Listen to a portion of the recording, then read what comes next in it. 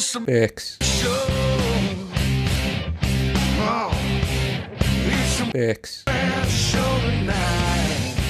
Oh, baby, come on. Bix. Hello, everybody. This is David Bixenspan here for the second episode of The Bix Show, and I've got a very special guest, someone who I think I can genuinely say is my very favorite person in professional wrestling, one and only Hall of Fame announcer, Lance Russell. Wow, I do love the introduction now. Just live up to the rest of it. David, it's good to be here with you. Thank you very much for asking me. It's my pleasure.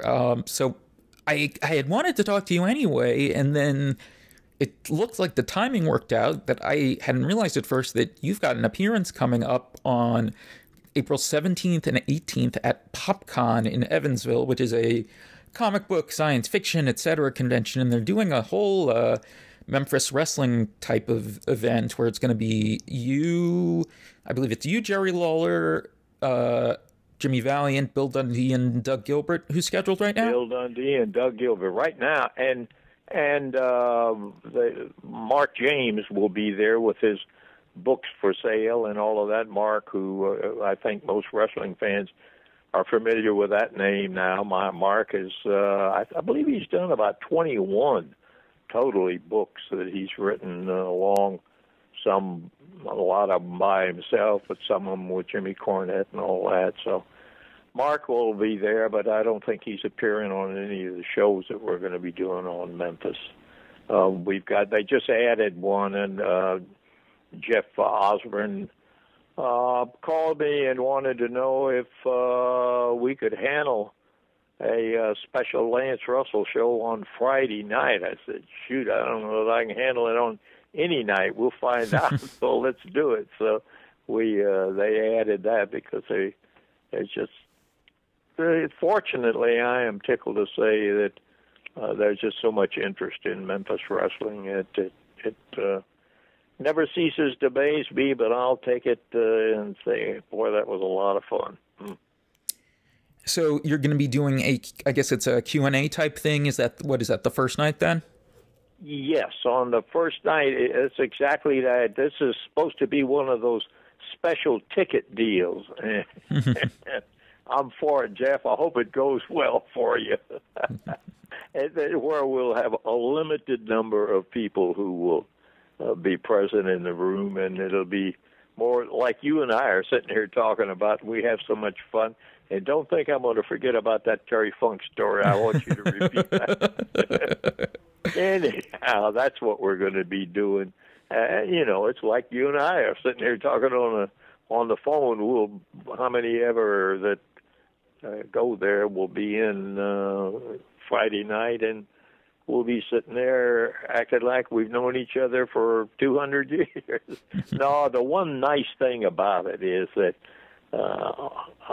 it's amazing how many times I hear the same stories, the same questions and the same comments about Saturday morning. I was over at my grandma and grandma's house, and boy, we watch that wrestling in Memphis all the time. But I don't care where they're from. If they had the tape in the territory, the story is the same, and I'm happy to say that they're saying it with a smile on their face, and I feel good about that, David. Yeah, I'll have all the info in the show description, but if anyone wants more details, how to get tickets, all that, the website is popconevansville.com. And a couple things coming out of that you were just talking about, same questions for people, whether they were in a town like Evansville that got the TV, or they were trading tapes or whatever, that it's always the same things. Now, that kind of reminded me that I remember something Dave Meltzer wrote a few months ago, I think he said that you first got in touch with him. It might have even been before he started doing The Observer, because you were so fascinated by the idea that people from all around the country were trading tapes of the Memphis TV show. Yes, it's true, as a matter of fact. To be honest with you, the very first, I can't tell you this was the first contact.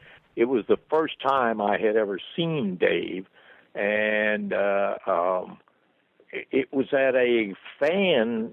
They were having their meeting in Memphis because they had called and gotten an invitation from Jerry Jarrett to come attend the studio show and whatever else was happening and do some of it. And we participated, we being the people who were doing the Memphis show, and we participated with them and did let them assume different characters and all that sort of thing. It's kind of a fun deal. And then we had, like, on a it wasn't Saturday morning, because we were on the air Saturday morning. So it must have been Saturday afternoon sometime. We had a Q&A deal with all the members who had attended from around the country. And I know you didn't ask me about this, but I thought I'd tell you anyhow. So we sat there, and they asked, and that's why I repeat my biggest, I guess it's the biggest faux pas in terms of wrestling. And I said, what do you think is going to happen with this Vince McMahon taking over wrestling in all the markets? And I said, I think it's going to be great for wrestling because he's got the money to where he's going to produce high quality, excellent productions and all that sort of jazz. And I think it's going to spur the rest of us to maybe go ahead and do things that are a little classier and a little better. And I turned out to be wrong on all of those points. It ran most of them out of business, and Vince bought the rest of them out. So anyhow, that was kind of an interesting meeting with Dave, and it was a lot of fun. And it is the first time I'd heard. I couldn't imagine how some of these people, and I've told you, I think, the story of the guy. I was doing a radio talk show in Las Vegas and with a friend, and the first guy I had on there, this guy was saying, "Hey, Lance, I'm calling you from Australia." I said, "What? Now, Sam Hill, I know our signal doesn't go that far. We're pretty good, but not that good." And then he told me about this tape trading and how he traded and all that stuff. And I got more information on it then, but it was interesting to me that I guess it's trashy to say it, but I really couldn't imagine what in the world that we were doing that anybody around the world wanted to see what we were doing in Memphis. And now I know, because it all wasn't like it was in Memphis. That was my explanation for it. And with the convention being in Evansville, you were telling me that the best you can remember, it's because it was not a town where even into the 80s or anything that you really even taped matches for TV, even for the secondary show where they'd show house show stuff. That you think you probably haven't been in Evansville in at the very least 20 years, probably longer. I think that's true. I think that's absolutely true. And what you said is the way it happened. And the rare time, and this would happen with Louisville or Lexington or any of the other places, if they had a program that for some reason they wanted an interview. Okay, Wayne Ferris, who was Jerry Lawler's cousin, started wrestling and started there, obviously, in the area where Jerry was, and he later went on to help me, David. What was his name with the WWF? Honky Tonk Man. Yeah, Honky Tonk Man, sure. I know it's hard. People, you don't remember that? That's right, I don't remember that. Sorry about that, sports fans. But anyhow, they had this one sticks because it was so long. We must have taken an hour and 90 minutes to do this recording. But they wanted an interview. Jerry wanted to break Honky Tonk Man in, and so we went and I did interviews, the same thing over and over and over and over. But that's how we would end up. They wouldn't know that they needed this or Jerry wanted this or what, and we would go to an Evansville or Louisville or Lexington or someplace like that and do interviews or some other reason that brought us into the community. But that was the reason that I wasn't very often in Evansville, and I really am looking forward. I honestly am telling you, I am looking forward to being back there. I can't imagine that there's anybody still alive that knew me when I made one of my rare visits up there. But I'm looking forward to this one. And I'll tell you the honest fact, one thing I'm looking forward to, as long as you're on this subject, I thought I'd delve off here, David. Sure. If you don't mind. And that is to say, I'm interested to see the people that come there.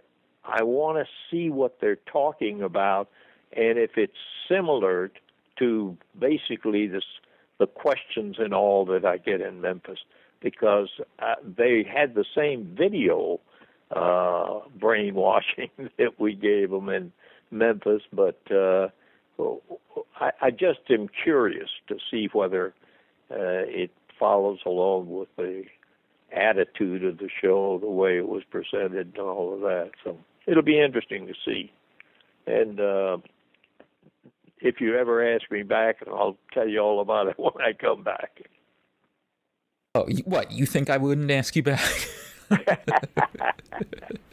We'll find out. We'll find out what kind of buddy I got right there. All right. So you've got this coming up, and you've been out and about a bit lately. I guess it was the end of January, so a couple months ago, that you were at that Memphis Grizzlies game where they did the wrestling theme night, which I saw some of the video. I saw some of the videos that people there put on YouTube. It looked fantastic. Yeah, the way they had that, Dave and I were sitting looking down on the ring, and I don't mean like way up. They brought the ring up in the air, and we were up higher than the ring was. It was just neat. The first thing was to have a first-class operation like Memphis Grizzlies like that, to recognize and have Memphis Wrestling Night there. I know it doesn't take much to make me smile a little, but I was so happy about that. And when they asked Dave and I both if we could make it, it took us about a jillionth of a second to say, yeah, boy, we'll be there. And it was great working with Dave again. But that whole thing was, and it didn't hurt that there were 20,000 people sitting in the big FedEx Stadium, and so that was terrific. That was just a marvelous experience. And the basketball team won that night, and they've been winning pretty regularly all along this season. They're an excellent team. Right, and it was against the Oklahoma City Thunder, who are kind of their big rival, right?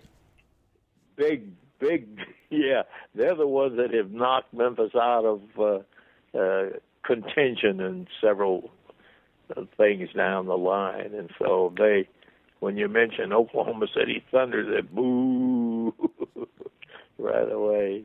So it was great. And you mentioned that, and there was something else. Oh, I know. More in the neighborhood, first week in March. That's the month that's just behind us here. Yeah. I believe that has passed away already. Yeah. But first week in March, the Gulf Coast Wrestlers convention was held in Mobile. And this is one that I used to go to all the time, and it became a little more difficult for me to go, so I was unable to attend a lot of them. And this is my youngest son, took me over there, and we had a great time there seeing people that just was hard to believe, guys that I hadn't seen wrestle in even longer than that. So that was a fun time, too, not to step on the Memphis thing, but did want to remind you that I had been to the Gulf Coast. Well, actually, I had it in my notes, so I made sure.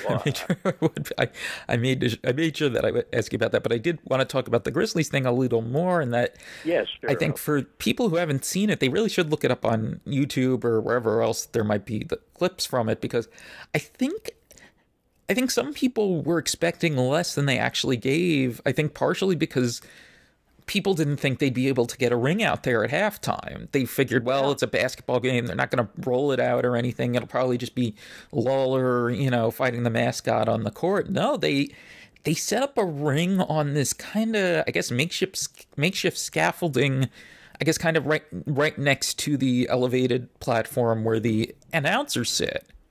Yeah.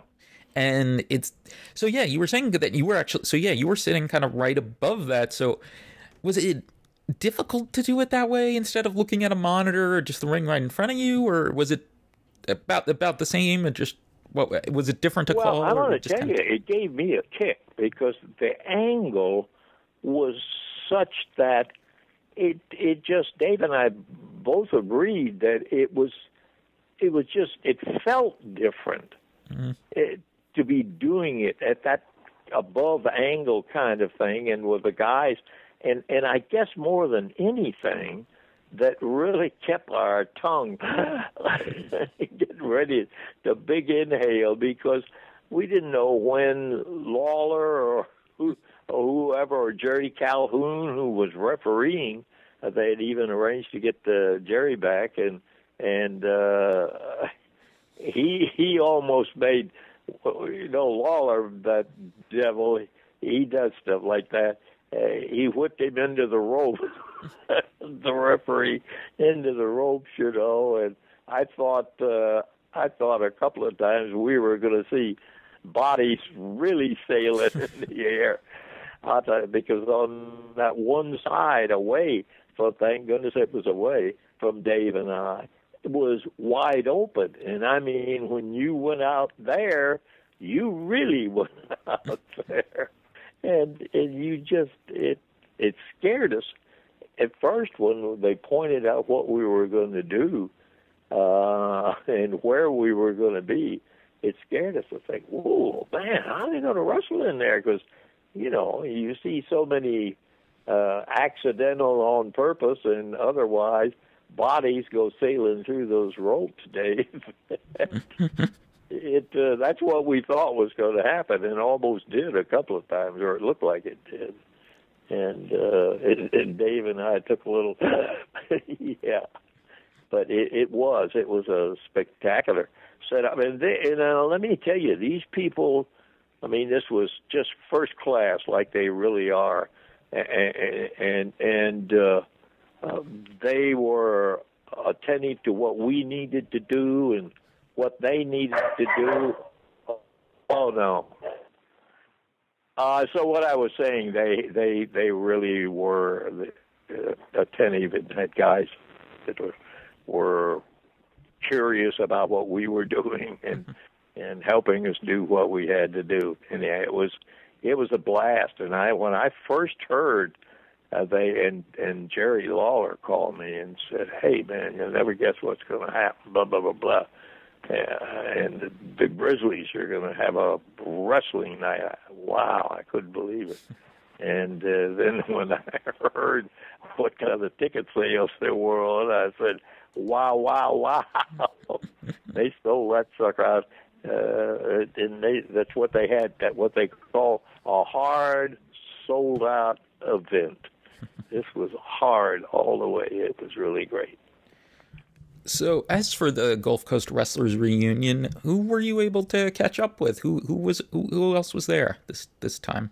Oh, the Gulf Coast. Oh man, now you would ask me that. I tell you, somebody I hadn't seen. They used to wrestle as a team. Brothers.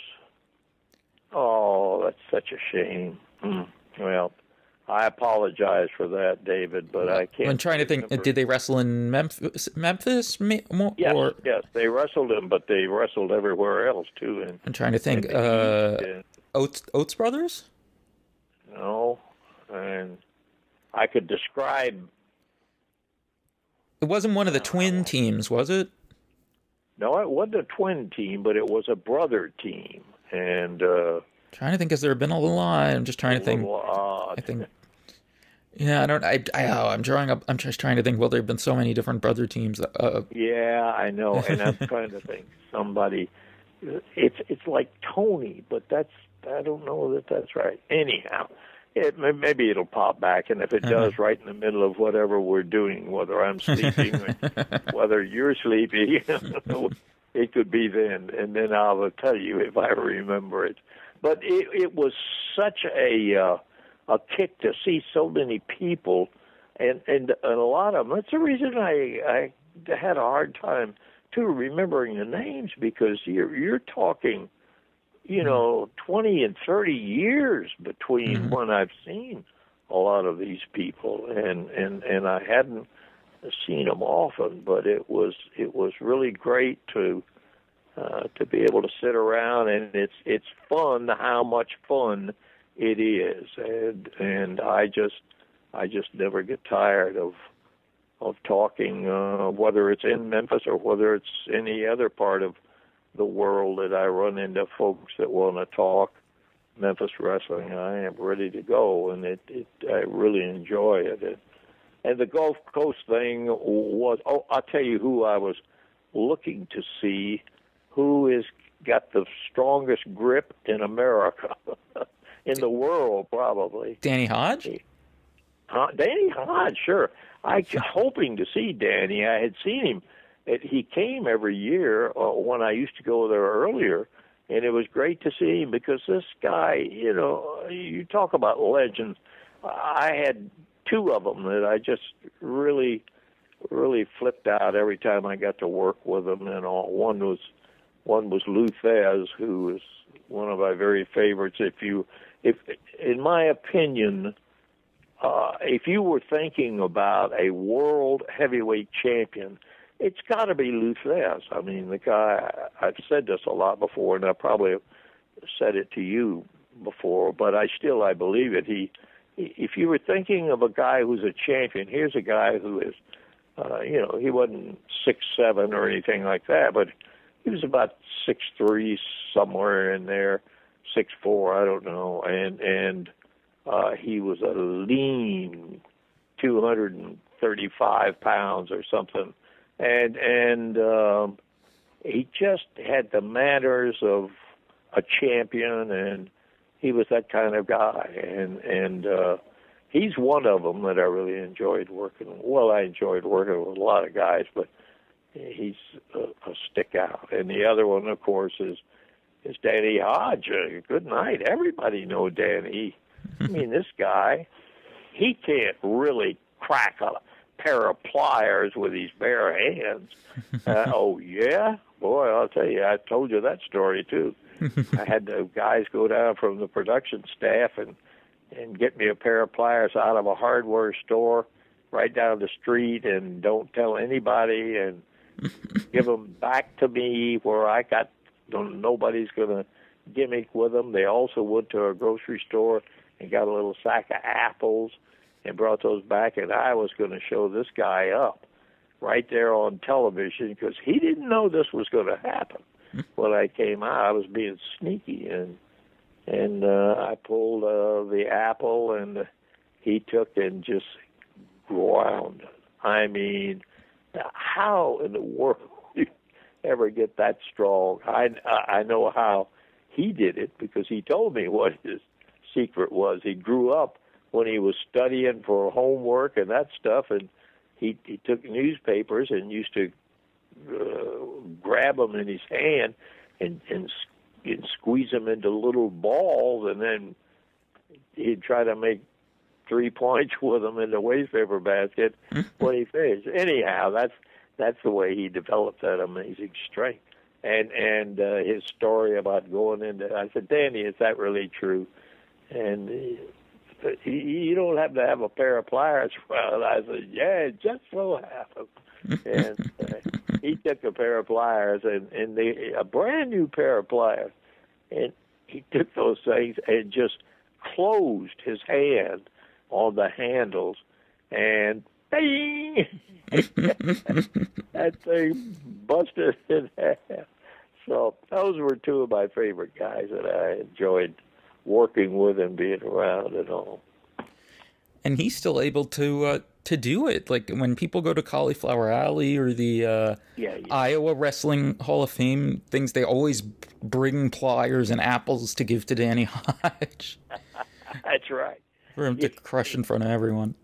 Without a question of a doubt, he has made applesauce out of more raw apples than anybody in the world, and he's busted brand new pliers more than anybody in the world. He's really an amazing guy and a heck of a guy, and he was a lot of fun to be with. But he was unable to be there this year, and so I didn't get a chance to see him again. And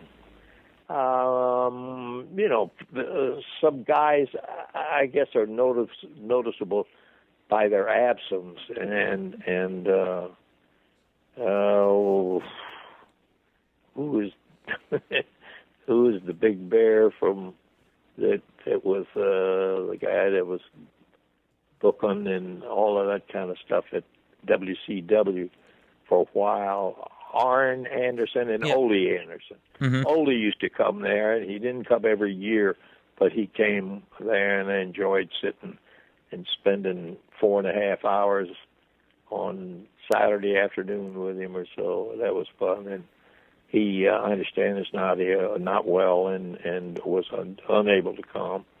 So I'm sorry I missed him, but I saw a lot of guys that I can't remember their names. And it was good.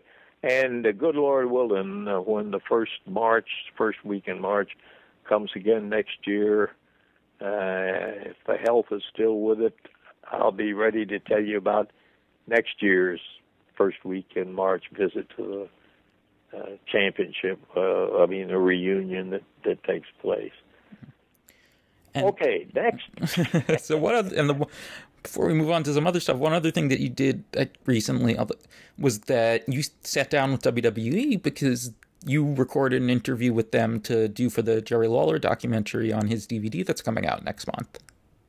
Yeah, they asked after we got together there and all. They asked me.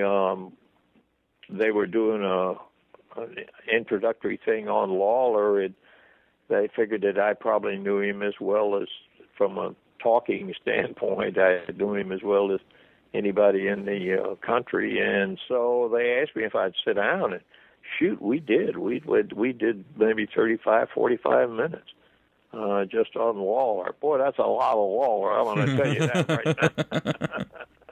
Oh, I was just kidding, Jerry.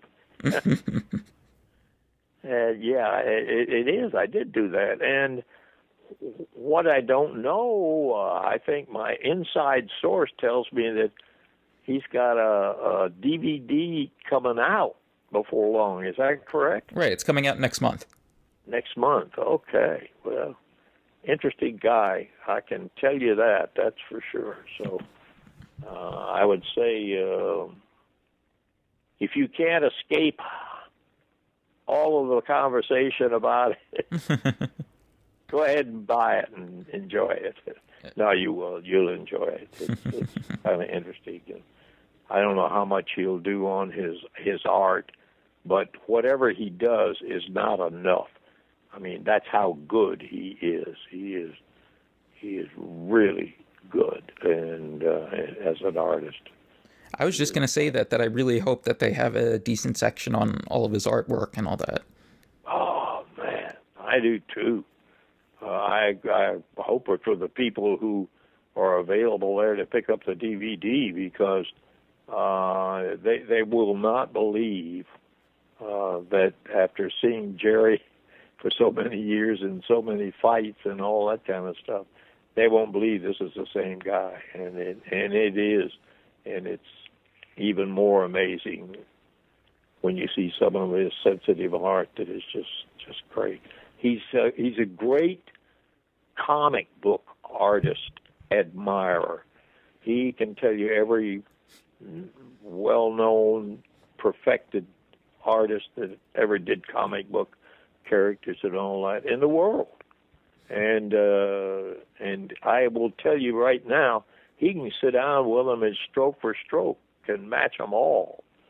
And okay, done my part, Jerry. I did what I said. Now take me to dinner some night, please. Oh, you've already done that. I see. Okay. So actually, yesterday when we were talking, and I was telling you what was on the DVD, we were talking a little bit about Terry Funk and how the Empty Arena match is on there, which is, probably, if you were going to name a couple, just probably the Memphis moments that are the most famous to wrestling fans, I mean, that's probably right up there with them. And you were, I don't remember how we got to talking about it. Somehow I ended up telling you my favorite personal Terry Funk story, and then you... Wait, I've forgotten that already. Can you tell me that again? Tell me, David. So I was at one of the Weekend of Champions fan conventions years ago. So I was like, I'm thinking this is 1993, I think. So I'm 8, maybe almost 9 years old. And I met Terry Funk, got his autograph, and he's very nice. And he signs it, "Stay out of jail, Terry Funk." So then about 10 years later, I'm at an independent show where he's wrestling Lawler, and he's walking along the back of the room, going to his gimmick table and shaking hands with all the fans, like where I was sitting, and he shakes hands with me, keeps going, and then he stops, turns around, and says, "So, did you stay out of jail?" You're not going to believe it. I told you, my son and I talked a lot of wrestling, and one of the things that I did was tell him that story. He's not with us right now, but yeah, he's out. And I told him that, and when I said that, he said, "He did not say that." 10 years later, I said, "That's what David told me for a fact." And he didn't tell those lies like some people So anyhow, I do have witnesses. Amazed at that. That is a great story. And I do have witnesses too, by the way. Okay. So that's good. So that you started telling me, and then you said you wanted to maybe save it for today, some story about Terry Funk and a Cadillac. Yes, it was. Terry used to rent Cadillacs when we were on the road with WCW. And so he had no hesitation. If he could find somebody who would do it, he would say, "Hey, Lance, you going back to Tulsa tonight?" We had wrestled somewhere near there or something, whatever. And yeah, sure. He said, "Listen, I can't get back there right now, and I still got some people that I promised to see. And would you take my car back to?" "Well, yeah, sure. Terry would be glad to." And so he'd find somebody, and if he had things to do, he would find somebody that would drive his car back. And I'll tell the truth, Terry. Don't be looking that way at me. Anyhow, and so one of the stories, which kind of scared me a little bit, Terry is taking a car back himself, and he comes along, and there was no convenient way to get in the road that he wanted to get back to take the car back, and there's a little shortcut, and he comes to a big rise in the road, and Terry starts, and he drove that car right straight up over that cliff. Now, this is the story. I wasn't there, so I can't tell you this for a fact. He told me about it. And he drove that car right up over the highway and the hump in that road and all, and he got it back almost in one piece. And that was the big Terry Funk story. I mean, it's just amazing the stuff that the guy does, because he has no fear. Now, if you were going to take one wrestler, there's at least one. There's a couple others that are in the same category. That if you were saying, did this guy get afraid of that, or afraid of this guy or that guy? And with Terry, there would be none of them. I don't care. That's the reason when he was in Japan or any place else, and they started doing those wild burn his toenails off with gasoline or whatever kind of matches that they used to have, you would find right in the middle of it Terry Funk. He was in more of those kind of matches than anybody twice in the world, I'm sure.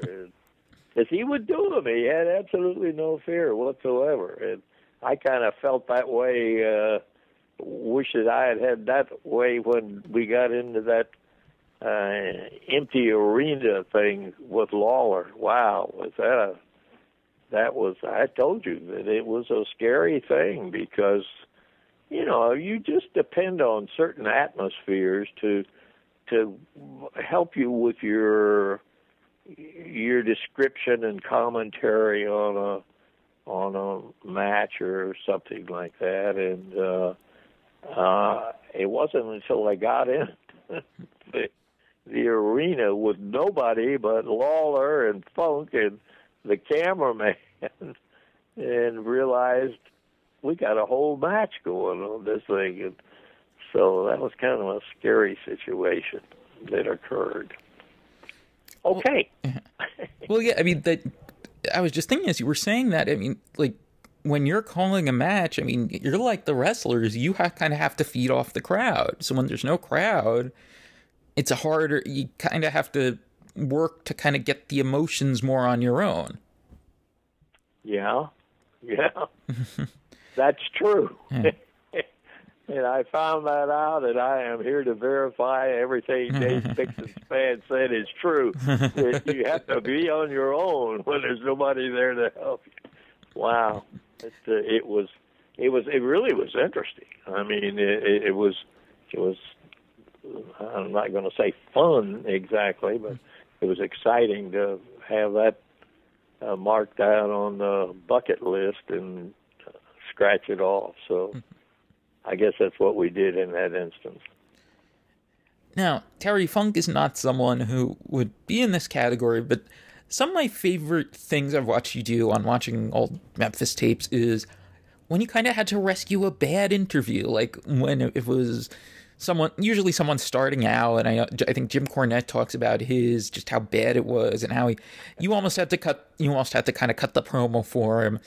What, looking back, just kind of in general, like, what was would you think, like, what in general were your ways of trying to rescue a bad interview? If someone's in front of you, just it's someone new, they're kind of tripping over their words like I was a second ago. What would you tend to do in that situation? What would be the first thing you do? The first thing I would do is, in particular, if we had mentioned a little earlier, Honky Tonk Man, if you were getting with a guy who was going to be a big mouth and heel and all, I might say, this guy, Bixen's fan that you're working with tonight, this guy's got a reputation of probably breaking more arms than anybody I know of. Surely you don't want to get in there and give me this big Bravo stuff. And, you kind of put words in their mouth about what. And he would say, hey, listen, I'll tell you right now, I don't mind being in there when, he picks it up and says the same thing right back to you. And that's just an example. I'm not saying it's a great example or not, but it does the point of how you would maybe untrack them when you didn't necessarily prefer that they didn't say exactly the same thing but most of the time they did. When you would do something like that, they would say the same thing because they couldn't think of anything, and we'd stop, and then we would go, okay, look, here we go. Now, here's what we're talking about. You have got to say that, listen, I know your mama. Man, do I know your mama, and that kind of stuff. And so they start doing, they pick up the idea of what, if you were going to do as a heel, if you were going to do an interview, what would you say? And so that's what you kind of say, and you hope that they get the hint and come along. And most of the guys did. I could just name list. Well, one of them is going to be up in Evansville with us, and that's Bill Dundee. Here's a guy that came in with George Barnes from Australia, and George was a little bit more tuned to what was happening in the interview thing. Not all that much. And Billy was. It's hard to believe when you look at him today, and when he was working regularly all the time. It's hard to believe how good he got, but he was bad when he started. But man, did he turn out good. And it's just, it was great to see guys. Well, the same thing was true with Honky Tonk. Wayne was a very good interview, and so it was kind of interesting. But they don't all start. Nobody but Lawler starts right at the top of the heap, and he was that good from the first time he opened his mouth, just about. And that's 2 dinners you owe me, Terry. Yeah. So looking back, it always seemed like when you were calling matches with some of like the really good technical wrestlers, especially some of the British wrestlers like Tony Charles or Billy Robinson or Adrian Street or Johnny Marlin, that it seems like you really got a kick out of those. So I just wanted to hear some of your thoughts on some of, I guess, both some of those British wrestlers and their style in general, and also a little bit about Tony Charles, because someone asked about that, and also because he passed away somewhat recently, and you also knew him because he lived near you for years. So just what are your thoughts both on him and on kind of on seeing that style in general? Well, it was to me, it's kind of, Americans love British accents anyhow. So right off the bat, you're starting with a win situation when you're working with somebody like Tony or Bill Dundee or somebody like that. You like the accent. It just kind of gets to Americans. They love it so. But also and I'm not going to say that it would necessarily go over and fill the coin box up with ticket sales and all that if you did that kind of wrestling in America all the time. It would not have worked all the time in Memphis, but because of the people like to see a lot of different types of things like that, and it's not just straight who's the best amateur wrestler who is wrestling professional now, and that. But I tell you, dropped in at the right time, it was just spectacular. And I'm sure, told you firsthand or third hand or whatever, the story about Bill Dundee and Tony Charles, and that was really, really something. They put together a match which was held in Jackson, Tennessee, which is 82 miles northeast of Memphis, and a really nice gymnasium over there. And so they wanted a situation where Billy Dundee was put over. He was destined to be the winner, and he was wrestling with Tony. And when they went in with the understanding this is a straight wrestling match. I mean, this is not anybody picking up chains or anything like that. And this is totally different than you normally see. And Tony said, well, wait a minute. I didn't know that was the way this thing was going to be ended and all, and that I mean, I love Bill, and he's a good worker and all that, blah, blah, blah, blah. And so, look, there won't be any cameras there. Nobody except the people that are there for the match will see it, and they don't. That'll be the only thing, and a promise not to show it back on television. I'm laughing to think about all the lies that were told to convince Tony to do this match with Bill, but that's what they did. And so if you watch and you ever get the chance to see it, David, I want you to take a look and keep as we come down toward the end of that match. And it was a good long session with Dundee and Tony.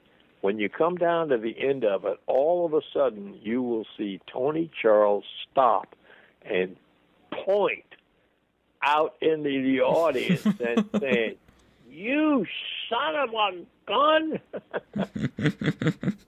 Camera right there. Gee, how did that guy sneak that camera in? Just because he's been working for us for 10 years, that's all. Anyhow, he looks out there, and here's a guy with a camera back away from the ring, so it's not easy to see, but he's back up in the audience, and he is taping this thing. And Tony being the kind of really good guy that he is, he went along with it, and so that was it. And Bill came through with a win in the match, but it was so great that moment when everything was just straight and had just been just perfect, and then all of a sudden he stops and saying, "You son of a gun! There's that camera up there. You lied to me." And it was just happenstance. Now, I loved it. I mean to tell you, it was such a pleasure. And I'm not saying I didn't love the other, but I think the fans know I loved it. I loved it, Memphis style or whatever. But I had not seen a match to this equal. I'm not going to say there weren't any. Boy, every time you saw Billy Robinson, if you had the right opponent, you could see some of this because he was great. And so that's why it was a particular treat, because it was a change from the norm, and I enjoyed it very, very much. And if I looked at it every night, I'm sure that I'm sure I'd enjoy it every night. No, I would say it might not, might get old like everything else. I don't know. But the guys were fun to. Tony was great to do interviews with, because he knew what the Americans like to hear and how they like to hear it. And he was excellent. Bill Dundee is that way. Billy is just a super mouth, and I still enjoy working with him as I do Lawler. And well, we were talking about British, but that pretty well covers my thoughts on it. Yeah, I've seen that match, and I really do enjoy that match a lot. Oh, have you seen it? Yeah, okay. Well, you know what I'm talking about when I say about that. Oh, you got the camera. I don't know if I remember that part. I'm definitely going to rewatch it when we're done, though, because really, I don't know if I remember that or not. But well, I'll tell you one thing: you won't forget it this time. You'll be looking for it, and you'll see, because it's like somebody hit him in the mouth with a big cold wet mop or something like that. It's really worth seeing. So I advise all of you, if you ever see Tony Charles, Bill Dundee, Jackson, Tennessee, stick around. You'll want to see that one too.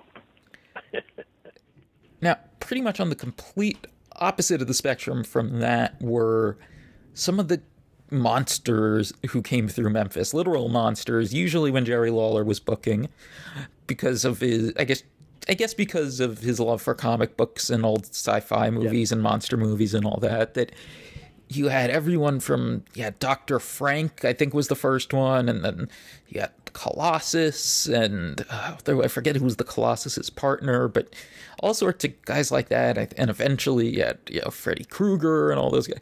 What did you think of those guys, and kind of how you would have to present them on TV? Well, I tell you, at first I thought, what is this? I mean, is this a gag? It was a gag, but it was, things caught. I'll tell you how, an example of that. Things caught Dave and I, because Lawler was good at keeping it quiet to himself how these things are coming down. And the time we had Dr. Frank up there, and we were sitting at the table, and camera left, which was the side I was sitting on, opposite Dave. Hey, I'm the old guy, remember? And anyhow, on that side of it, the camera left side of it, was this big casket. And I couldn't imagine what in the world we were doing now with a casket out there on the set or just off the set. And what do you want to do with this? You'll see.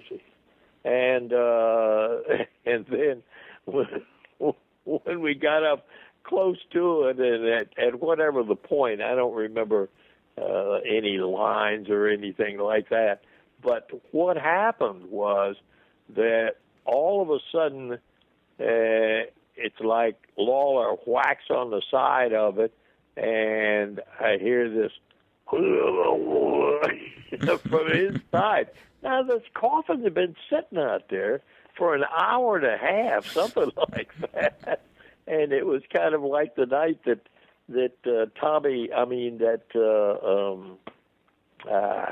that's another story. Tommy Rich was under the ring in the cage. Yeah, Tommy Rich was underneath. That's who it was, Tommy Rich. And he was under, he comes out as long as he had been under there. Well, I hear this noise, and Dave and I both look at each other, and this was true. We didn't realize what exactly was coming down, but it was a kind of a little scary thing, and I didn't know whether it was a faux pas and that wasn't supposed to happen or what. But anyhow, that's what happened. Now, to get back as a general thing, sometimes even the best laid plans of mice and men and all of that don't work the way they're supposed to, and sometimes you've got a reaction that was not good.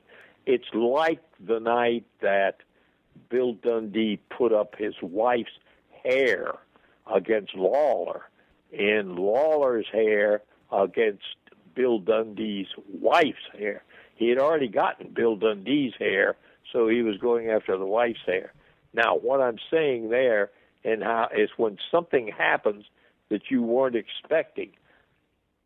Lawler wins, so we got to bring up Bill Dundee's wife to the ring, and the barber, who is specially assigned to cut hair of wrestlers who lose a hair match, he comes up in the ring, and everybody was hooping and hollering and all. They thought it was great, and it was all of that until they got her in the ring, and the barber is standing there looking at me, and what happens now?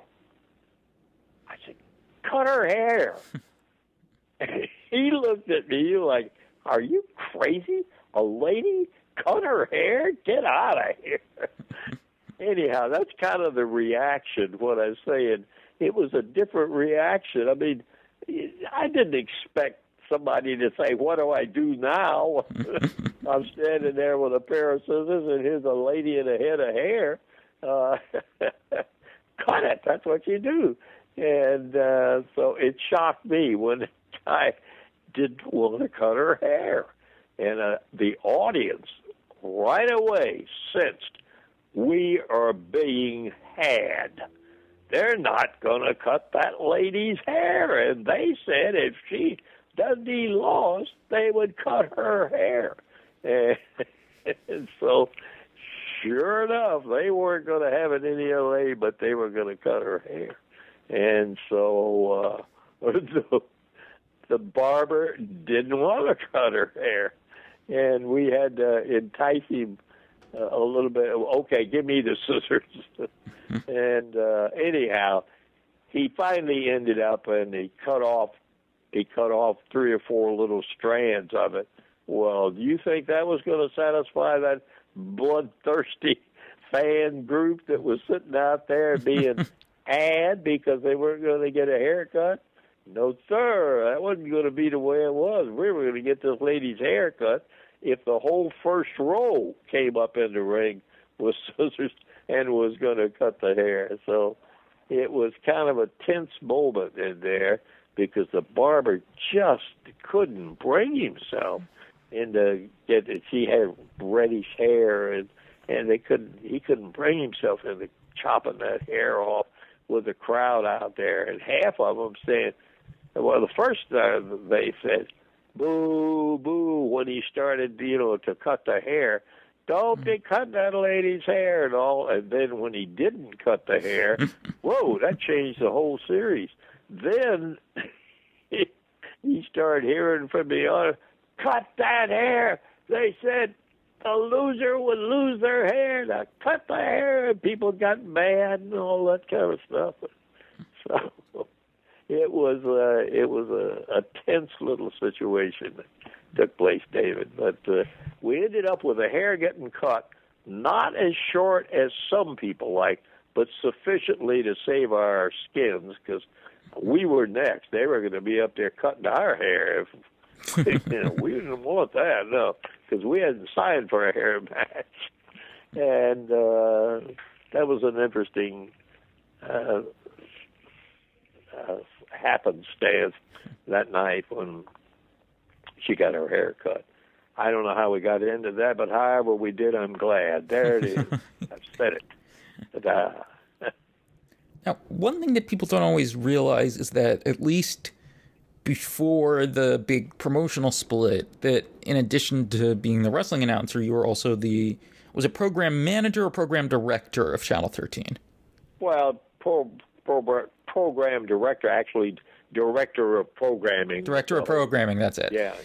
Now, were there ever... That's what I was. Yeah, so were there ever any issues where, because of maybe something on the show, they didn't like, whether it was something with blood or anything else, where you kind of had to intervene with other people at the station because of something that happened on the wrestling show? Yes. It was always, and that's why it was always right on the edge, because, we had guys who had a tendency to cut loose with a foul language of some variety or another, and we really sat down. And I got to tell you this, Jerry Jarrett was absolutely sitting right behind me when I said, I'm telling you, Jerry, we have somebody cut loose with some of that stuff that you've heard that happened in some of these other places, and that's going to be all for the show. And I was serious because I'd been told that. And so it was a constant threat. And the one, the most vivid one, and I think most people remember, is the Joe LeDuc thing, when LeDuc comes out with that axe and cuts his own arm, and that blood starts rolling down that arm. And they're right there. They knew that nobody was going to cut their arm right there on camera. I mean, nobody would be that stupid. And he did. And when they saw that blood rolling, help. And, it was one of those situations that reinforced the rule because they were dead serious. You have any more of that stuff like that, and we are taking it off.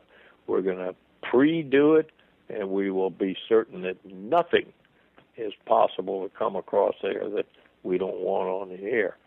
So it was just that simple, and that's why it was an easier thing to help look out for. We had the gorgeous George Jr. or something from Nashville who was wrestling out of Nashville. I don't even remember the guy's name now, but he deliberately got over and got next to me and with my microphone there, and he started using the foul language, and that was the end. He got fired, and that was the end of that. But I mean, that was something there wasn't any playing around, and so the station knew that we had done what we said we would do to keep people from doing just exactly what that guy did.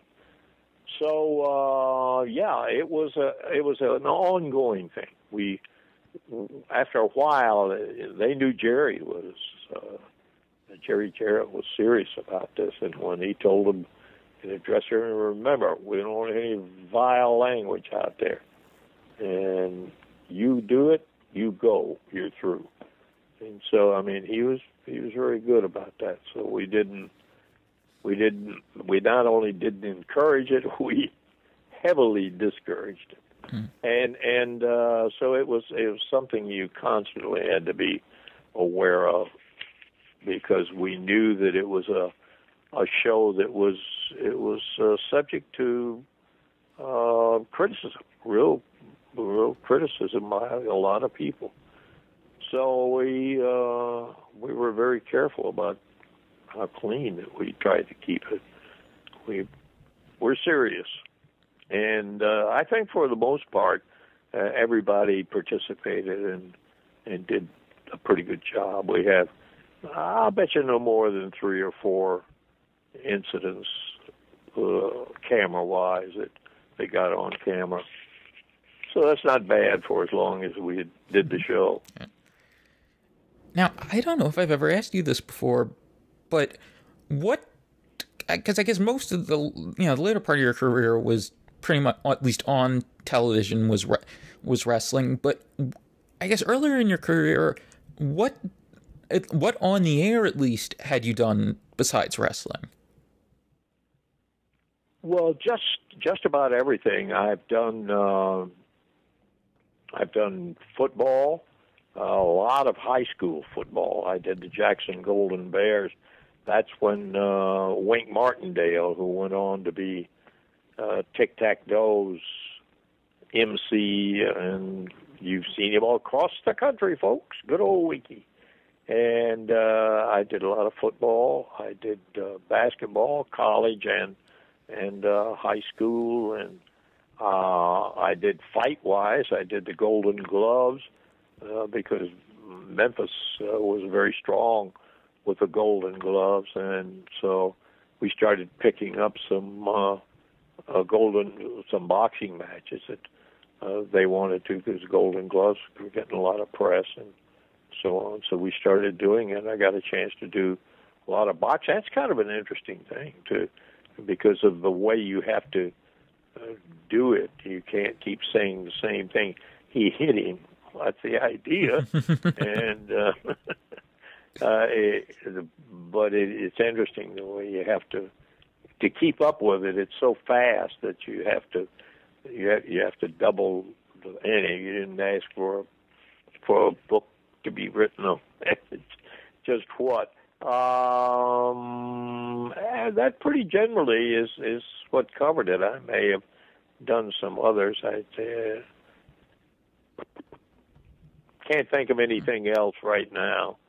I always enjoyed watching a lot more than that, but we were looking. Oh, I'll tell you one that was experienced, and that's when it became big on nationwide radio, where they did the broadcast based on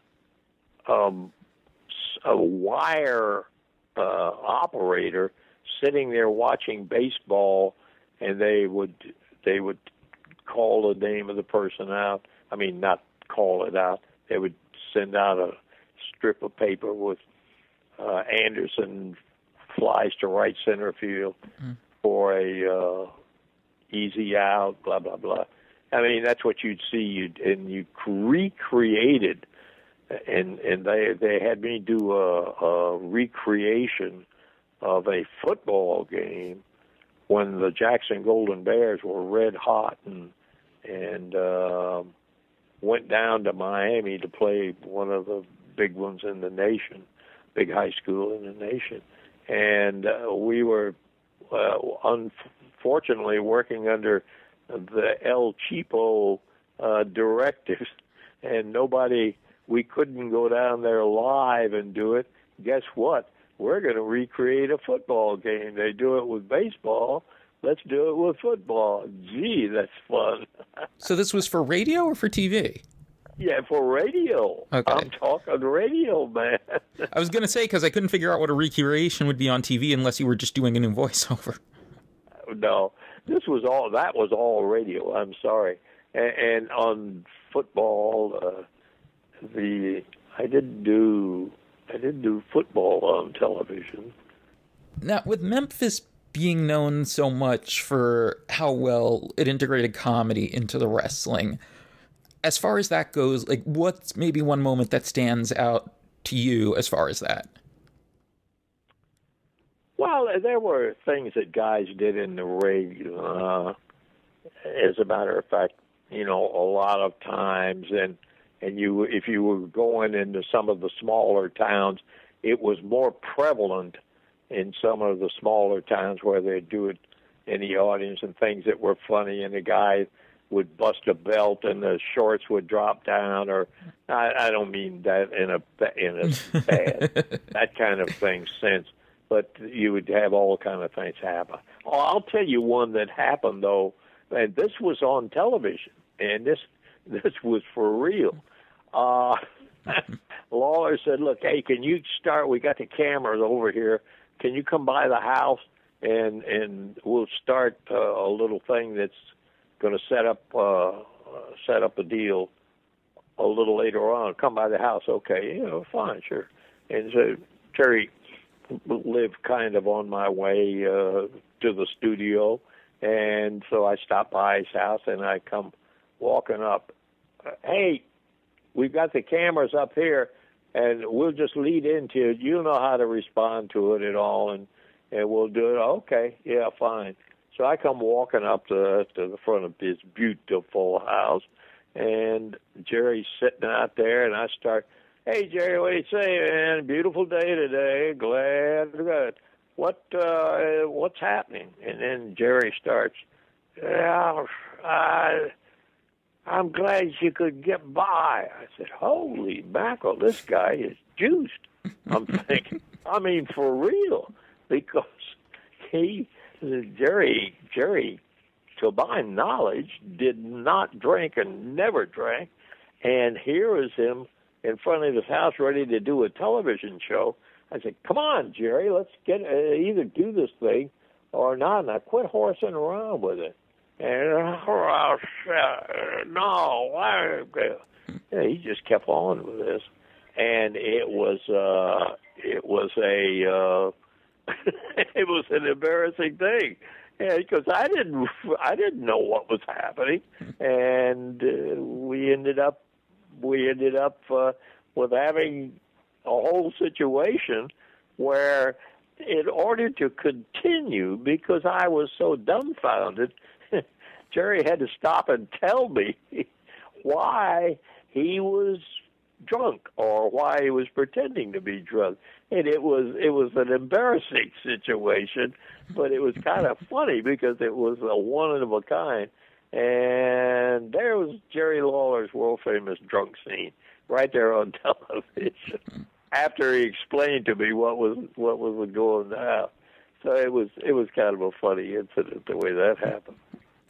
Well, I think that's one heck of a note to end on for now. So I want to thank you so much for doing this, Lance. As always, lots of fun talking to you. It's always great. You folks may not believe it, but I'm telling you, believe it. We do this even when we're not sharing it with you for a podcast or something. David and I sit along and talk and talk about wrestling, and I enjoy it, and I hope he does too. David, thank you for asking me, and I hope you will again one of these days out there. Good to be with all you folks out there. Thank you. It's my pleasure, and Thank you so much, and we'll be back right after this.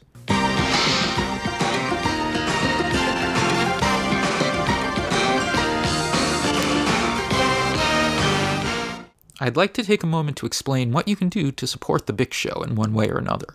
First, you can post a positive review on iTunes or Stitcher. Simple enough, right?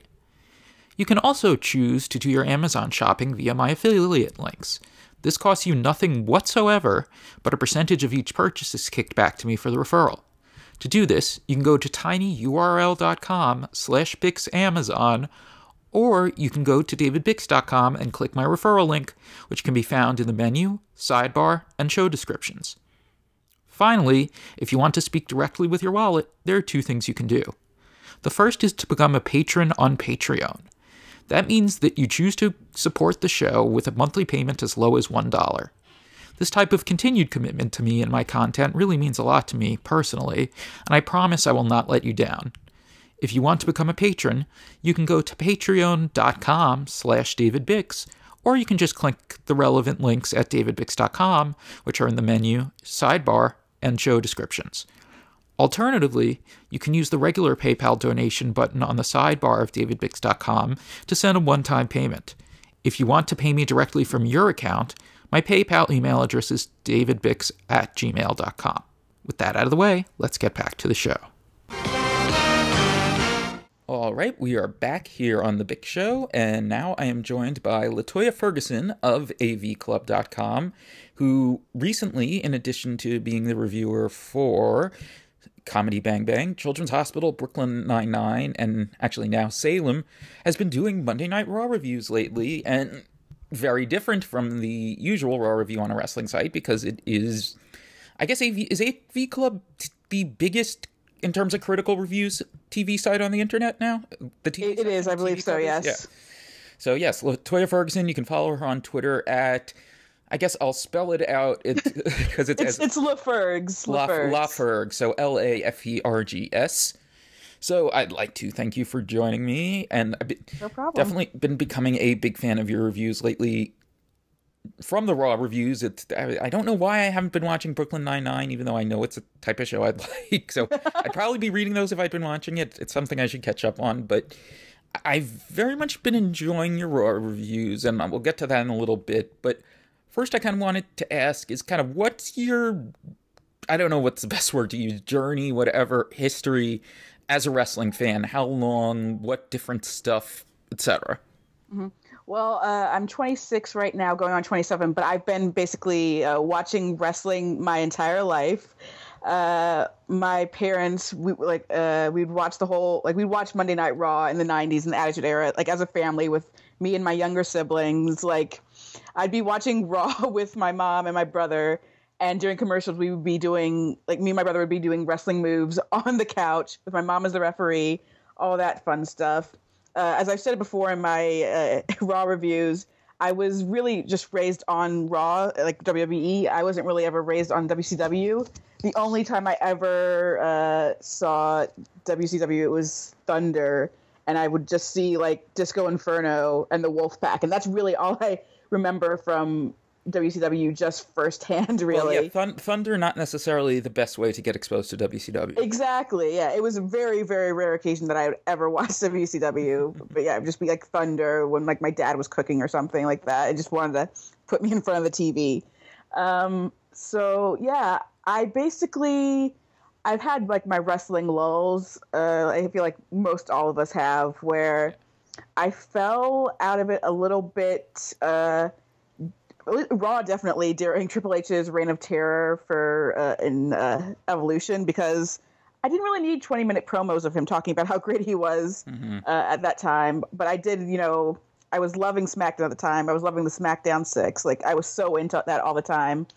But I did kind of fall. I definitely know I quit when Jericho first left WWE because he's my favorite wrestler of all time. Mm-hmm. So I was very upset about that. And I wasn't as into the sheets at the time. And, like, I knew it was fake. Like, I was fake.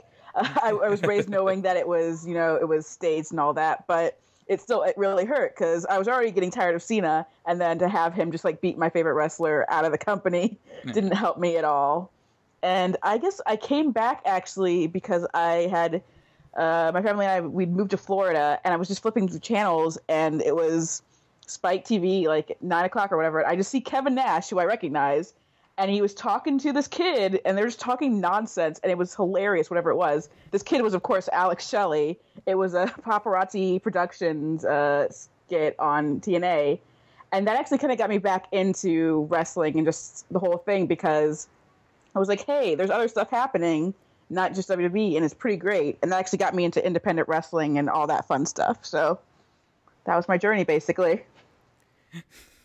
I'm finding myself laughing that it was Paparazzi Productions of all things that got you back. It's fantastic stuff. I still, to this day, it's the best thing ever. I mean, I'm an Alex Shelley fan. I mean, I was watching Alex Shelley like when he was a rookie and all that, but just thinking back to that, it just, you know what I mean. It was some ridiculous fucking shit. It definitely was. Can I curse on here? Because I have a potty mouth. Yes. I mean, I didn't label it as explicit on iTunes, but I'm not sure how much that actually matters. Yeah. It should be fine. Oh, Drag Rover, was Paparazzi Productions at the same time as the Jackass stuff, or was it after? It was post Jackass. Okay. Yeah. They had a lot of weird ideas for Kevin Nash around that time. Yeah. Based on what Alex Shelley has tweeted recently, he said that it was just he and Kevin Nash just improving shit, and I appreciate that a lot, really. Because what TNA apparently wanted to do was make him like Kevin Nash's young boy. That was the gimmick they wanted, and Kevin Nash was the one who suggested they're just ridiculous partners in crime. So, led to some fun stuff. So have you been watching Impact regularly lately? I have. I haven't seen last week's episode. Okay. Because I was never much of a TNA guy. I mean, maybe a little in the, earlier on, and then really not much for a long time. And I've been really liking it lately. I mean, it was weird, though, because there were, when they first got on Destination America, after that first show, which I didn't really like at all, and then it started getting better, but I couldn't watch it because the production was so bad that it was kind of depressing. Here's this big, black, dark building. You know what I mean? It was just kind of dank. It didn't look or sound like anyone was there. But when they did the UK tour, and now that they went back to, I guess it's the original Impact Zone, right? Because it doesn't look like the tiny junior Impact Zone. I've really been liking the shows the last, I guess now, couple months. See, I'm not, because I had to quit TNA at a certain point because it was just so bad. But I've got back into it now, and it's the best it's been in a while. But I still don't think it's really good. I tweeted about this before. I just feel like there's kind of no heart in the company anymore. It could be, losing AJ or Joe or something like that. But even if I'm watching a good match and I know it's a good match, just everything behind the whole product, it kind of feels hollow, and that's disappointing to me. I mean, other than maybe Spud, when Spud had the main event against whenever there's any Spud or EC3 stuff, then it's oh yeah, I'm fully into this. I understand this. But then you have things like the Beatdown Clan, and you would think after all these years, TNA would learn maybe not having factions obsessed with power is, a thing we should do. Maybe we should just back away from that for a bit. But nope. Yeah, it was a little. I'm trying to figure out, is Eric Young still technically part of the Beatdown crew, or was he ever technically He was never part of it, he was always an associate, which was just made it even stranger. It's all of these people of color are thugs, but Eric Young's not part of it. They always made that especially clear. I'm maybe he should be a part of it. Yeah, it was is Owen Hart actually a member of the Nation of Domination type of thing? Well, of course. But I get what you're saying, though, because I was kind of thinking something like that when I was watching this week's show. That what was it? It was Eric Young and Bobby Roode, and I know they're having a good match, and they're both in kind of fresher roles because Young hasn't been a heel for a long time, and he hasn't been the non-goofy character for a long time, and now Roode's a babyface. And what they were doing was fine, but I couldn't get into it. And even though maybe it wasn't necessarily as technically good, I was more into Magnus versus Bram. Yeah. It's they could be giving, I guess TNA is definitely giving a good, decent product. Like, it's a technically proficient product, like, all around, besides maybe commentary, because I think, like, that commentary station thing is the worst idea they've had, like, in a long time. It looks terrible. That's some inspired stupidity, I think. Yeah, it looks like they're in, like, the corner of, like, a hotel ballroom or something. Yeah. It looks like they're trapped in there, and it just every time they cut to them, they look so disinterested in everything. I don't know how anyone thought that was a good idea, but it's just sometimes you feel like I said, the heart in what people are doing, like the Magnus or the Bram stuff. Even though, again, I don't care. I don't care about Bram really, but I'm liking everything about that storyline, honestly, and the EC3 and Spud stuff is just fantastic, even though, again, most of it's been about just shaving someone's head, which is ridiculous. But it's still great because you feel kind of a passion behind it that's sorely lacking in a lot of TNA. Right. And I was never that big on Magnus, who I guess is technically a colleague, of mine at Fighting Spirit magazine, but as a heel. But I've really been liking him as a babyface so far. I think he was really good as a heel when he first became the heavyweight champion. Yeah. And then they kind of just like turned him into a goofy thing way too fast. And that was around the time I had to like take another break from it, because it's like, no, you had this kind of on a platter. Like, Magnus was finally, like, he'd finally reached, the peak. He finally got to where he needed to be, and they just unraveled it so quickly. But yeah, I think he can do really well with character when they allow him to. Yeah. Oh, the thing with where he got handcuffed and had to kiss Bram's boots. Yeah. He was tremendous in that. Exactly. So you've been doing the Raw reviews each week at AVClub going back to when? Right after Fastlane? Or was it before Fastlane? Like, it was right after Fastlane. Okay. Now, so they have had someone do Raw reviews on and off. Like, they do a one-off, and usually around a WrestleMania or a Raw or if they had something like, I think they had one for Raw 1000 too. Mm-hmm. And I don't know, I mean, I don't remember who was writing it, and it's nothing against them. Whenever they had someone else do it before, it never really clicked for me. It seemed like it was usually someone who hadn't been watching lately or whatever, and just didn't really work. Whereas, so with you have been, you've been watching wrestling for a long time. You've been watching continuously again for a long time. And I think it clicked a lot quicker for you, although I would guess getting the format down probably took a few weeks. So why don't you tell me about that a little bit? And also, I'm curious, like, was it sort of asked of all of the writers who wants to do this, or did they know you were into it? So kind of guide me through all that. Actually, I only had a few days to prepare. Yeah, I had a few days to prepare. Basically, my editor just approached me and asked me, basically said, I think it's time we probably do wrestling reviews, because it got to the point where if you follow like just a bunch of AVClub TV writers on Twitter, like a lot of us are just big fans of wrestling, mm-hmm. or either live tweeting it or we're just talking about it just in regular conversations. And I think it's kind of common knowledge to most that I'm like the biggest wrestling fan of us all. Mm-hmm. So our editor was finally like, yeah, you should do a review. What show do you think would be the best? And I know people were upset with me for not doing reviews of NXT or Lucha Underground, because those are the fun shows that wouldn't drive me crazy. But it was basically kind of like, well, more people are probably going to watch Monday Night Raw or know the people on Monday Night Raw than, at this point at least, NXT or Lucha Underground.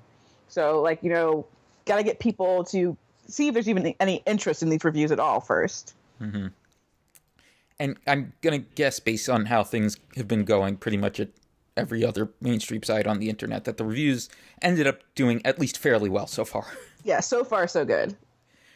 Yeah, I mean, the more and more, I mean, we're seeing sites that didn't used to cover WWE or other wrestling stuff do it more and more because of just how much traffic it gets. I mean, and even though it's kind of unfortunate to look at that way, I think you can even apply that to something like Perro Aguirre Jr.'s death a couple weeks ago.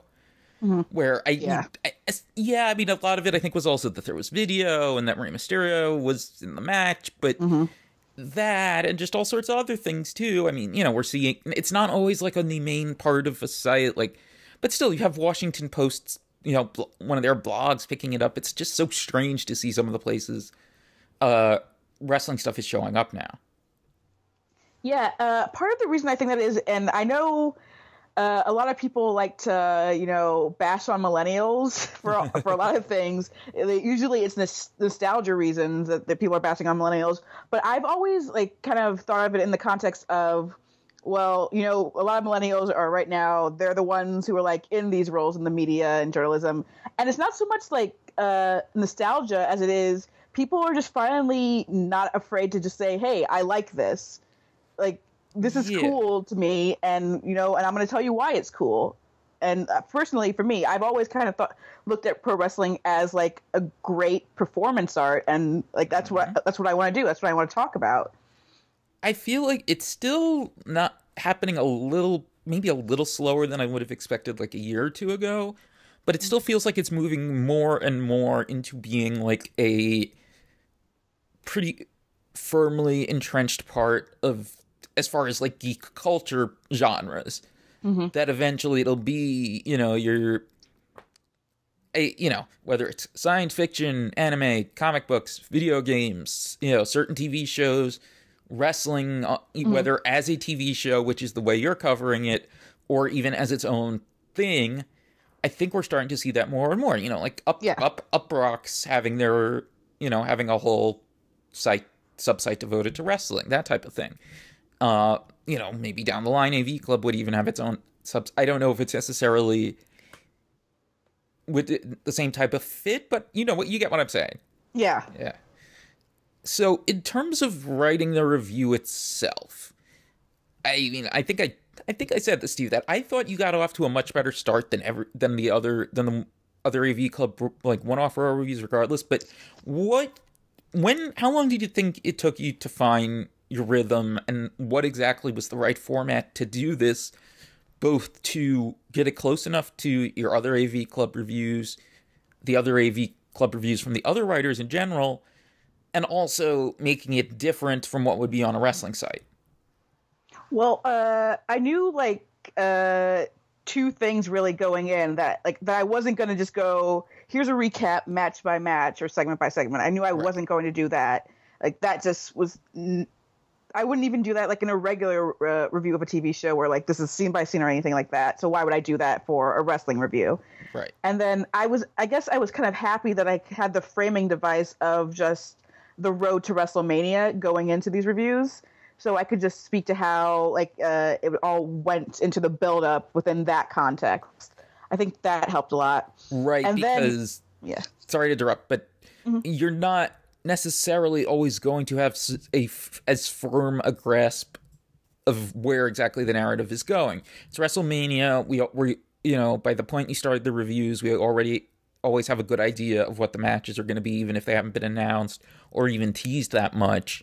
So you knew where you could go. Maybe that'll be a little more of the challenge in the future, but it's definitely the right place to start and to get, I think. Even not just from a traffic perspective, I think just from, I guess for lack of a better term, kind of training you what to do for these, it seems like it kind of worked out for the best. Yeah. So far, so good. Then I just, because I already take a lot of notes no matter what the show I'm doing, which is probably a big problem. But so 3 hours of raw notes for like each segment. It's insane how many pages of notes I wrote. But then I realized like I had to, because I always need to find a way to frame a certain review. So especially with the first review that I had to do, I didn't want to go in just automatically being negative, but I kind of had to, because that was the one where I was saying that basically WWE don't really care what the fans' opinions are. They may say they do.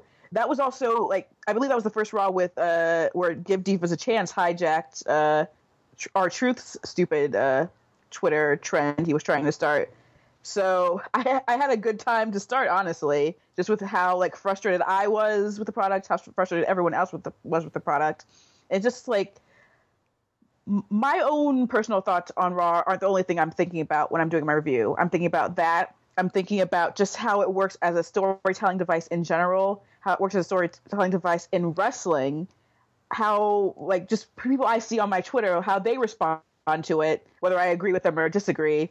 It's just, I have a lot of thoughts, like, swirling through my brain at one time just to end up with a very, very long review of 3 hours of television. So, yeah, I mean, that was the next thing I was going to ask. So, the 3 hours, just straight up, how much harder does that make everything? Like, for example, like, the thing I immediately see just from reading reviews is that, by and large, you're ending up with something that's going on the site later than most shows. Yeah. Just to get through it, figure it all out and get through it all. Yeah, it's either I put in a half-assed review and to make it up, closer to the time that it airs, or it's going to be a longer review. And I try to, at least take maybe at least half an hour just to collect my thoughts before I even start writing it, because, again, that's 3 hours. It's a lot to unpack. After WrestleMania, I had to take an hour where I just stayed away from even thinking about typing my review because, again, it was a lot to unpack, and I had to kind of reconcile the fact that as much as I enjoyed it, that WrestleMania, I didn't seem to love it as much as everyone else. And I know people were kind of upset with me for not just giving it universal praise in my review, WrestleMania. But at the same time, I feel like a lot of people weren't thinking of how I had to watch WrestleMania, which is basically supposed to be the most fun time of the year for a wrestling fan. I had to watch it with my critic brain on, not just my fan brain. So I watched it again, and I enjoyed it immensely once I didn't have to think about it in terms of my review. But at that time, I was just thinking, how does this work in the greater context of storytelling and WWE moving forward? Mm-hmm. Now, I see you're in Los Angeles, so yes. Are you watching the West Coast feed, or do you have a satellite? And I'm watching the feed, because I'm not going to wait for it to air here, because that would just be way too late. Oh, so of course you have a satellite dish, and yeah. wink, you yeah. you only have that direct TV feed. situation, yeah. Yeah. Yeah, I mean, I couldn't even imagine if you because then it would also be on. Yeah. Whew. Yeah. So I mean, going back, what when we had that 3 hour and 3 hour 17 minutes? I don't know why I think that was it, because I think I kept tweeting just how insane it was. What? How did what were you thinking as that just kept going on and on? Because that was the one with Orton beating down Rollins at the end, I think, right? Yeah, and this was that was the same one where Cena tortured Rusev. Oh yeah, right. Okay, so now I remember your review too. What is happening here? And people trying to defend it, which that's what drives me the most crazy, is when, and I know other people have written about this. I know Brandon Shaw has written about this, but when you have someone who's supposed to be the ultimate babyface, you want them to be a good person. Mm-hmm. And to see, again, some John Cena, who literally in the early night says, okay, I respect your decision, whatever. I can't just have things handed to me. He literally tortures a man to have something handed to him. That's insane. And you can't tortures him in front of his girlfriend. Mm-hmm. And the argument for it is it's just wrestling, it's nothing to be taken seriously. But you can't use that argument if you're going to use the argument also that John Cena is a hero to kids, and they do take it seriously. Which one is it, basically? Because the kids who love him so much are going to see that and think, yep, that's good. Right, and they weren't even kind of doing it in a more traditional, pro wrestling narrative of it being as much of a one-upsmanship or anything. Mm-hmm. Which is, it wasn't he's clever for doing it that way or whatever. Or getting a certain type of revenge. I mean, especially the Orton thing, because it was just so drawn out, and it's what's even the point of watching them at WrestleMania? I'm sure they had a great WrestleMania match, but you're taking away just kind of the buildup of that, because you've already did the stupid, I'm biding my time thing. So it's just a combination of both of those things. And that whole thing with Orton and Rollins was just so narratively strange. It was okay, we already had the turn, then he left for now I'm forgetting. Was it an injury or a movie? Or both? I believe it was a movie. I think it was both, actually, because I think it was a movie, but then he also was recuperating from like an injury. And then he comes back, and for some reason, they believe that he wants to go back in the Authority, and then... Which, in my review, I was like, Seth Rollins' whole thing is that he's the smartest person in the room. This just made him the dumbest person in the room. And then it went on for... How many more weeks was it? It was at least 3. It was like 3 weeks. I want to say it was just 2, honestly. It felt like a lot longer. I think it was 2, and then the third week was him doing... Like, so 2 weeks, 2 weeks, 3 shows. Yeah, the third one was him playing the dozens at the beginning of the night, and then it ended with him destroying Seth Rollins. Yeah. So, in terms of the length of Raw, though, like, how much do you feel like it impacts your just forgetting about even the note part, even though I know that's important, but do you feel like it just impacts the writing even like in ways maybe you're not even conscious of? Like, does the exhaustion almost make you more likely to dislike an episode, do you feel like, or, I mean, granted, during the period you've been doing it, there have not really been any especially good shows.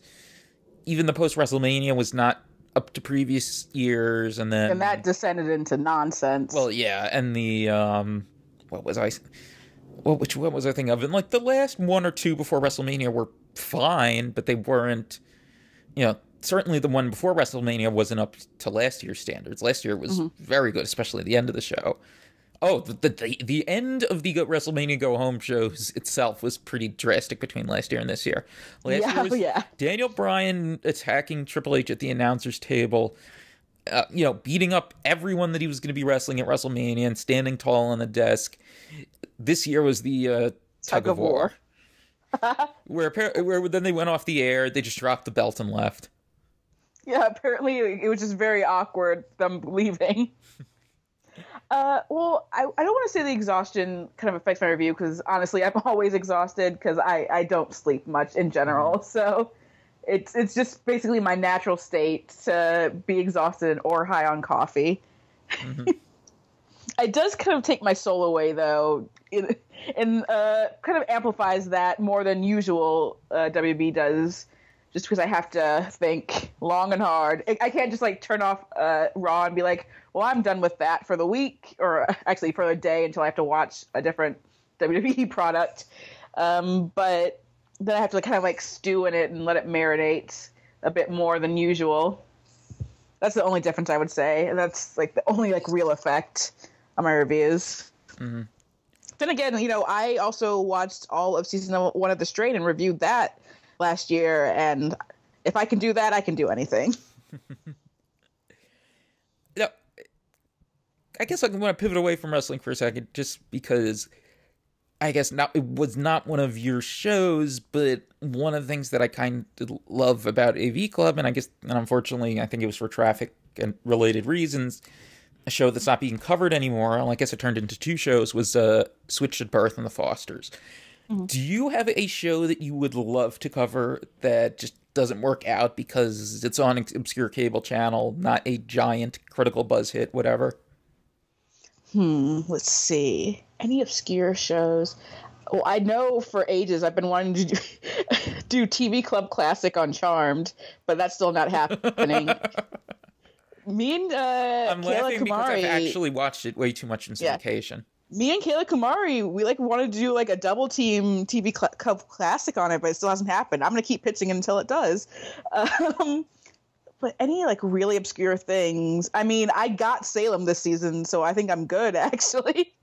So I'd like to thank you for coming on. I'm going to want to have you back on again and do it for whether talk current events and stuff, but wanted to at least kind of go over a few things with you first, and didn't want to make this show go too long since I already had the Lance Russell interview, which was wonderful, but I'm trying to keep this from getting too long, at least this show.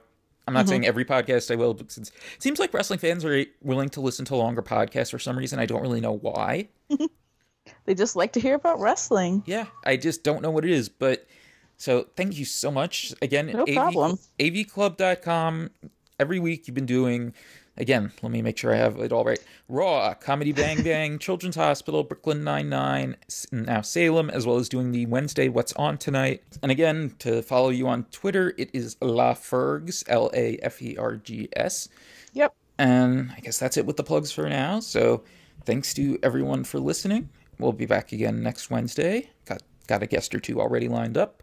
And if you're getting this through Voices of Wrestling or just through iTunes or whatever, it's davidbix.com for the podcast and all of the related stuff. I'll post when I'm on other people's podcasts, post preview clips before the podcast goes up, etc. Also, if you want to support the show, you can consider whether it's donating to my Patreon, which is a monthly donation thing. If you'd rather not do that, I have a regular PayPal donation button.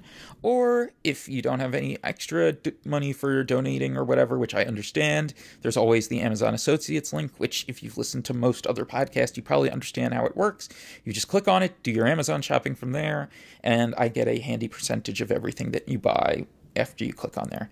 So thanks to LaToya for coming on. Thanks everyone for listening, and I will be back next week. Crank it up, turn on them lights, turn them on. Oh, get ready for something that you never known. You won't see it coming, but I promise you know it's a Bix. show.